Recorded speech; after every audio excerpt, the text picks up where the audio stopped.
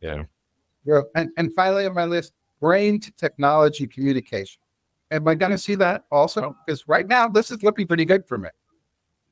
Yeah. So we've got Neuralink. We've got now 3 humans with Neuralinks implanted, and they're all working well.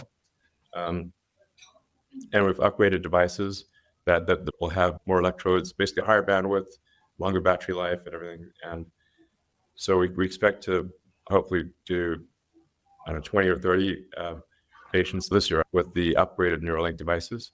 And our first product is we're trying to enable people who have lost their brain-body connection, so they're tetraplegic or paraplegic, or basically, like you can imagine, like say Stephen Hawking. If Stephen Hawking could communicate as fast or even faster than a normal human, that would be transformational.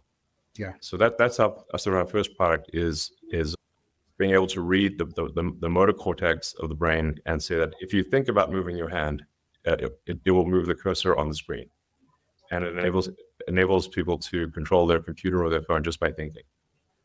And then our next part will be blind sights, that even if somebody has lost both eyes or has lost the optic nerve, or even if they've been blind from birth, we can interface directly with the visual cortex in the brain and enable them to see.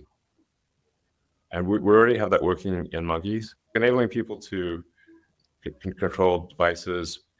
And ultimately, we think if you have a second Neuralink device that is past the point where the spinal damage occurred, we can actually transmit the signals from the brain past where the wires are broken and enable someone to walk again. So that would really be profound, obviously. But I'm confident that that is physically possible. And then the long-term goal for Neuralink is to be able to improve the bandwidth. So right now, when we're speaking, our bandwidth in bits per second is quite low, and the sustained bandwidth of a human is less than 1 bit per second over a 24-hour period. So there's 86,400 seconds in a day, and the average human outputs much less than 86,400 bits in a day. If someone's a writer, they'll exceed that, but most people do not output more than the number of seconds in a day.